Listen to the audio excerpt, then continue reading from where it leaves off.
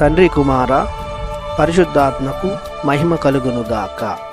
ఈనాటి జీవవాక్యం. ప్రభువు మన తరపున వాదించి భక్తిహీనులైన నరుల నుండి మనలను కాపాడును.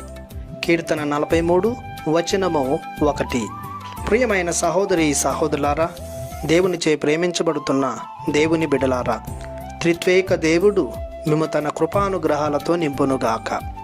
భక్తిహీనులనగా దేవుని అంగీకరించని వారు, దేవుణ్ణి తిరస్కరించువారు, ఆధ్యాత్మిక విలువలు లోపించిన వారు, మతానికి మత విధులకు విలువనివ్వని వారు, దేవుని కృపను తిరస్కరించువారు.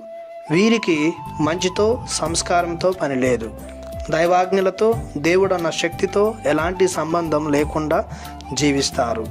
దేవుడున్నాడని దేవుని గూర్చి చెప్పినా, మాట్లాడినా, బోధించిన దేవునికి సంబంధించిన విషయాలైన దైవరాజ్యం, దేవదూతలు, పునీతులు, పరలోక శక్తులు, గురువులు, కన్యాస్త్రీలు, మతాధికారులు, దైవభక్తులనిన వీరికి మహాకోపం, చేదరింపు.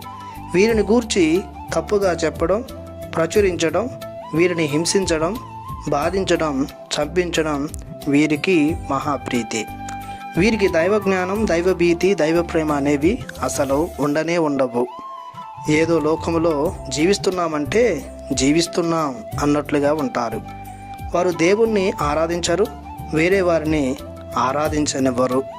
ఇలాంటి భక్తిహీనులైన నరుల నుండి దేవుడు నిత్యము కాపాడుతుంటాడు. వారి ముందు ఎలా మాట్లాడాలో, ఏమి మాట్లాడాలో ప్రభువే నేర్పిస్తాడు.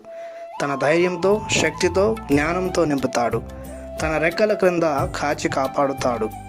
అపోస్తల కార్యాలలో పేతురు, యోహానులను సభా సభ్యులు, ధర్మశాస్త్ర బోధకులు క్రీస్తును గూర్చి బోధించవద్దని మందలించినప్పుడు, హెచ్చరించినప్పుడు వారు భయపడలేదు, ఆందోళన చెందలేదు. మేము యేసు నామములో యేసును గూర్చి బోధిస్తామని కరాఖండిగా ఆత్మబలముతో, ఆత్మతోడుతో శపథం చేశారు. వారిని కాపాడిన రీతిన ప్రభు భక్తిహీనులైన నరుల నుండి మనలను కాపాడుతారు. కావున ప్రభువుపై విశ్వాసముతో మెలుగుదాం. ప్రార్థించుదాము. కరుణామయుడైన మా దేవ, మీ బంగారు పాదములకు వందనాలు చెల్లిస్తున్నాము. మీ ప్రేమతో, కరుణతో మీపై ఆధారపడి మీకోసమే జీవిస్తున్న మమ్ములను దుష్టులైన భక్తిహీనులైన నరుల నుండి మమ్ము రక్షించమని బ్రతిమాలి ప్రార్థిస్తున్నాము తండ్రి. ఆమెన్. దేవుడు మిమ్ము దీవించునుగాక. ఆమెన్.